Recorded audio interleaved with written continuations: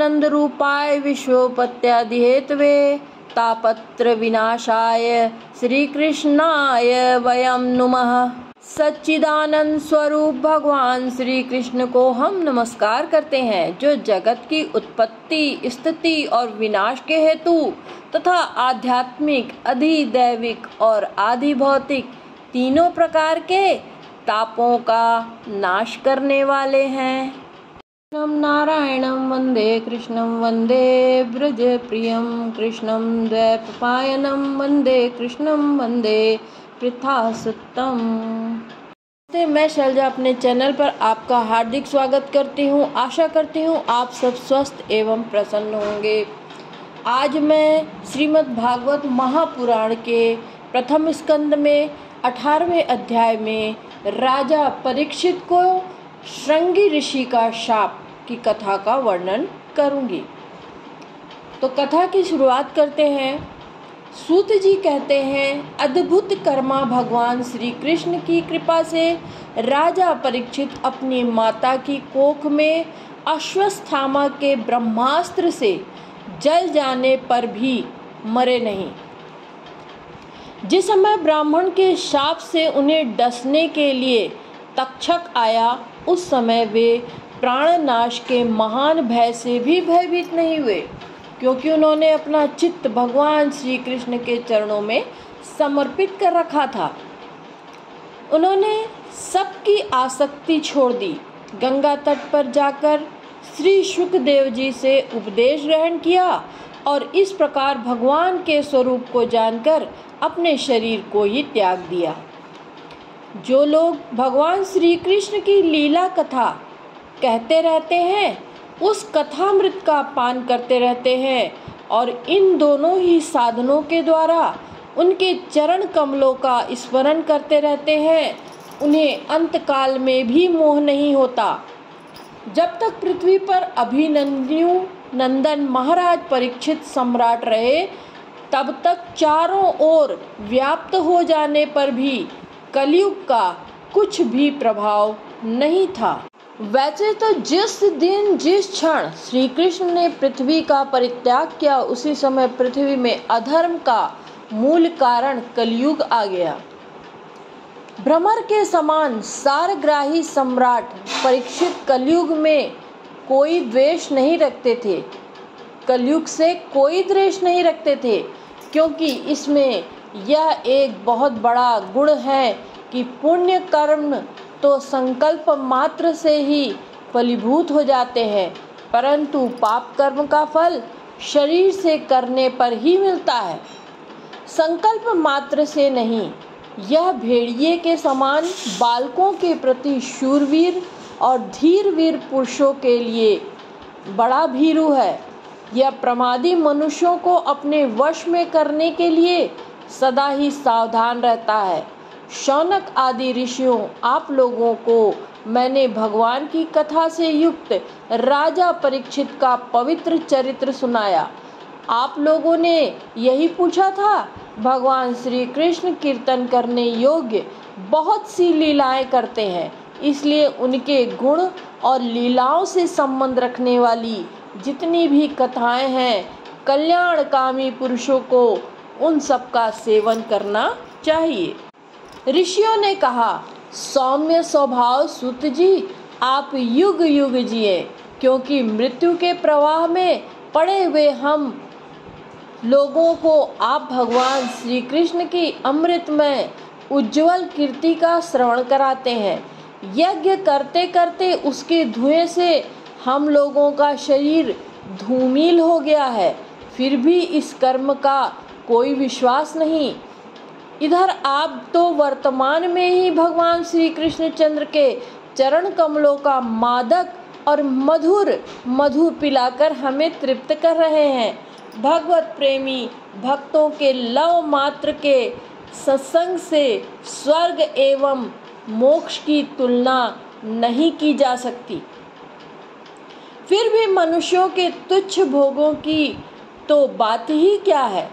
ऐसा कौन रस मर्मज्ञ होगा जो महापुरुषों के एकमात्र जीवन सर्वस्व श्री कृष्ण की लीला कथाओं से तृप्त हो जाए। समस्त प्राकृत गुणों से अतीत भगवान के अचिंत अनंत कल्याणमय गुणगणों का पार तो ब्रह्मा शंकर आदि बड़े बड़े योगेश्वर भी नहीं पा सके। विद्वान, आप भगवान को ही अपने जीवन का ध्रुव तारा मानते हैं, इसलिए आप सुत पुरुषों के एकमात्र आश्रय भगवान के उदार और विशुद्ध चरित्रों का हम श्रद्धालु श्रोताओं के लिए विस्तार से वर्णन कीजिए। भगवान के परम प्रेमी महाबुद्धि परीक्षित ने श्री शुकदेव जी के उपदेश किए हुए जिस ज्ञान से मोक्ष स्वरूप भगवान के चरण कमलों को प्राप्त किया, आप कृपा करके उसी ज्ञान और परीक्षित के परम पवित्र उपाख्यान का वर्णन कीजिए, क्योंकि उसमें कोई बात छिपाकर नहीं कही गई होगी और भगवत प्रेम की अद्भुत योग निष्ठा का निरूपण किया गया होगा। उसमें पद पद पर भगवान श्री कृष्ण की लीलाओं का वर्णन हुआ होगा। भगवान के प्यारे भक्तों को वैसा प्रसंग सुनने में बड़ा रस मिलता है। सूत जी कहते हैं, अहो विलोम जाति में उत्पन्न होने पर भी महात्माओं की सेवा करने के कारण आज हमारा जन्म सफल हो गया, क्योंकि महापुरुषों के साथ बातचीत करने मात्र से ही नीच कुल में उत्पन्न होने की मनोव्यथा शीघ्र ही मिट जाती है। फिर उन लोगों की बात ही क्या है जो सत्पुरुषों के एकमात्र आश्रय भगवान का नाम लेते हैं। भगवान की शक्ति अनंत है, वे स्वयं अनंत है। वास्तव में उनके गुणों की अनंतता के कारण ही उन्हें अनंत कहा गया है। भगवान के गुणों की समता भी जब कोई नहीं कर सकता, तब उनसे बढ़कर तो कोई हो ही नहीं सकता है। उनके गुणों की यह विशेषता समझाने के लिए इतना कह देना ही पर्याप्त है कि लक्ष्मी जी अपने को प्राप्त करने की इच्छा से प्रार्थना करने वाले ब्रह्मादि देवताओं को छोड़कर भगवान के न चाहने पर भी उनके चरण कमलों की रज का ही सेवन करती हैं। ब्रह्मा जी ने भगवान के चरणों का प्रक्षालन करने के लिए जो जल समर्पित किया था, वही उनके चरण नखों से निकलकर गंगा जी के रूप में प्रवाहित हुआ। यह जल महादेव जी सहित सारे जगत को पवित्र करता है। ऐसी अवस्था में त्रिभुवन में श्री कृष्ण के अतिरिक्त भगवान शब्द का दूसरा और क्या अर्थ हो सकता है। जिनके प्रेम को प्राप्त करके धीर पुरुष बिना किसी हिचक के देह गेह आदि की दृढ़ आसक्ति को छोड़ देते हैं और उस अंतिम परमहंस आश्रम को स्वीकार करते हैं, जिसमें किसी को कष्ट न पहुंचाना और सब ओर से उपशांत हो जाना ही स्वधर्म होता है। सूर्य के समान प्रकाशमान महात्माओं, आप लोगों ने मुझसे जो कुछ पूछा है वह मैं अपनी समझ के अनुसार सुनाता हूँ। जैसे पक्षी अपनी शक्ति के अनुसार आकाश में उड़ते हैं, वैसे ही विद्वान भी अपनी अपनी बुद्धि के अनुसार ही श्री कृष्ण की लीला का वर्णन करते हैं। एक दिन राजा परीक्षित धनुष लेकर वन में शिकार खेलने गए हुए थे। हरिणों के पीछे दौड़ते दौड़ते वे थक गए और उन्हें बड़े जोर की भूख और प्यास लगी। जब कहीं उन्हें जलाशय नहीं मिला, तब वे पास के ही एक ऋषि के आश्रम में घुस गए। उन्होंने देखा कि वहां आंखें बंद करके शांत स्वभाव से एक मुनि आसन पर बैठे हुए हैं। इंद्रिय, प्राण, मन और बुद्धि के निरुद्ध हो जाने से वे संसार से ऊपर उठ गए थे जागृत, स्वप्न, सुषुप्ति तीनों अवस्थाओं से रहित निर्विकार ब्रह्मरूप तुरीय पद में वे स्थित थे। उनका शरीर बिखरी हुई जटाओं से और कृष्ण मृग चर्म से ढका हुआ था। राजा परीक्षित ने उनसे ऐसी ही अवस्था में जल मांगा, क्योंकि प्यास से उनका गला सूखा जा रहा था। तब राजा को वहां बैठने के लिए तिनके का आसन भी न मिला। किसी ने उन्हें भूमि पर भी बैठने को नहीं कहा। अर्घ्य और आदर भरी मीठी बातें तो कहाँ से मिलती।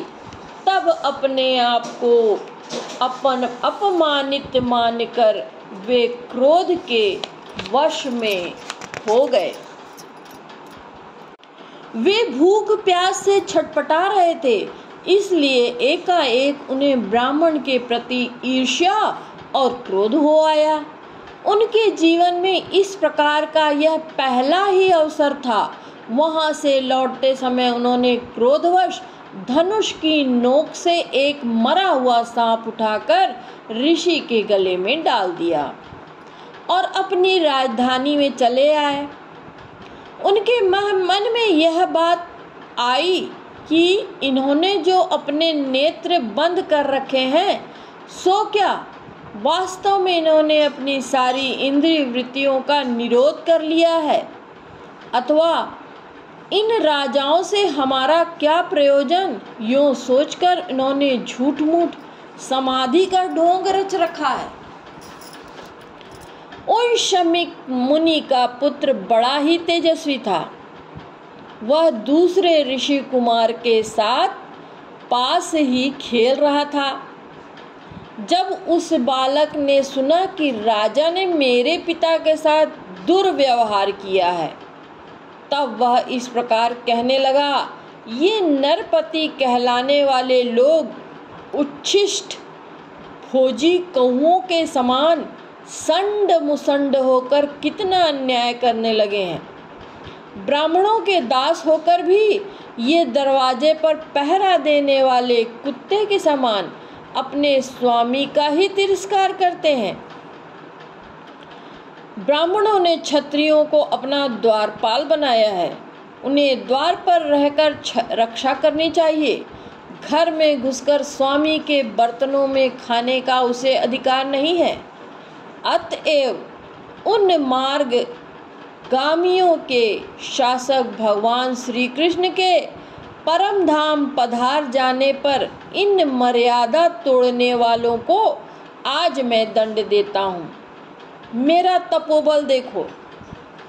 अपने साथी बालकों से इस प्रकार कहकर क्रोध से लाल लाल आंखों वाले उस ऋषि कुमार ने कौशिकी नदी के जल से आचमन करके अपने वाणी रूपे वज्र का प्रयोग किया।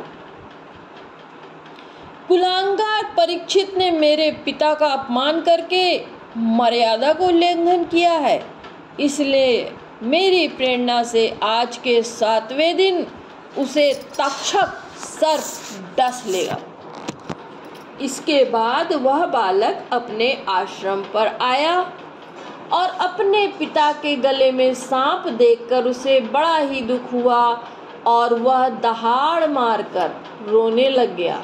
विप्रभव शौनक जी, शमीक मुनि ने अपने पुत्र का रोना चिल्लाना सुनकर धीरे धीरे अपनी आंखें खोली और देखा कि उनके गले में एक मरा सांप पड़ा है। उसे फेंककर उन्होंने अपने पुत्र से पूछा, बेटा तुम क्यों रो रहे हो? किसने तुम्हारा अपकार किया है? उनके इस प्रकार पूछने पर बालक ने सारा हाल कह दिया। ब्रह्मर्षि शमीक ने राजा के शाप की बात सुनकर अपने पुत्र का अभिनंदन नहीं किया। उनकी दृष्टि में परीक्षित शाप के योग्य नहीं थे। उन्होंने कहा, ओह मूर्ख बालक, तूने बड़ा पाप किया। खेद है कि उनकी थोड़ी सी गलती के लिए तूने उनको इतना बड़ा दंड दे दिया। तेरी बुद्धि अभी कच्ची है। तुझे भगवत स्वरूप राजा को साधारण मनुष्य के समान नहीं समझना चाहिए, क्योंकि राजा के दुस्सह तेज से सुरक्षित और निर्भय रहकर ही प्रजा अपना कल्याण संपादन करती है। जिस समय राजा का रूप धारण करके भगवान पृथ्वी पर दिखाई नहीं देंगे, उस समय चोर बढ़ जाएंगे और आरक्षित भेड़ों के समान एक क्षण में लोगों का नाश हो जाएगा। राजा के नष्ट हो जाने पर धन आदि चुराने वाले लोग, चोर, जो पाप करेंगे उसके साथ हमारा कोई संबंध ना होने पर भी वह हम पर भी लागू होगा, क्योंकि राजा के न रहने पर लुटेरे बढ़ जाते हैं। वे आपस में मार पीट गाली गलौज करते हैं, साथ ही पशु, स्त्री और धन संपत्ति भी लूट लेते हैं। उस समय मनुष्यों का वर्णाश्रमाचार युक्त वैदिक आर्य धर्म लुप्त हो जाता है। अर्थ, लोभ और काम वासना के विवश होकर लोग कुत्तों और बंदरों के समान वर्ण संकर हो जाते हैं। सम्राट परीक्षित तो बड़े ही यशस्वी और धर्म धुरंधर हैं। उन्होंने बहुत से अश्वमेघ यज्ञ किए हैं और वे भगवान के परम प्यारे भक्त हैं। वे ही राजश्री भूख प्यास से व्याकुल होकर हमारे आश्रम पर आए थे। वे शाप के योग्य कदापि नहीं है। इस नासमझ बालक ने हमारे निष्पाप सेवक राजा का अपराध किया है। सर्वात्मा भगवान कृपा करके हम इसे क्षमा कर दें। भगवान के भक्तों में भी बदला लेने की शक्ति होती है, परंतु वे दूसरों के द्वारा किए हुए अपमान, धोखेबाजी, गाली गलौज, आक्षेप और मारपीट का कोई बदला नहीं लेते। महामुनि शमीक को पुत्र के अपराध पर बड़ा पश्चाताप हुआ। राजा परीक्षित ने जो उनका अपमान किया था, उस पर तो उन्होंने ध्यान ही नहीं दिया। महात्माओं का स्वभाव ऐसा ही होता है कि जगत में जब दूसरे लोग उन्हें सुख दुखादि द्वंद्वों में डाल देते हैं, तब भी वे प्रायः हर्षित या व्यथित नहीं होते, क्योंकि आत्मा का स्वरूप भी गुणों से सर्वथा परे है।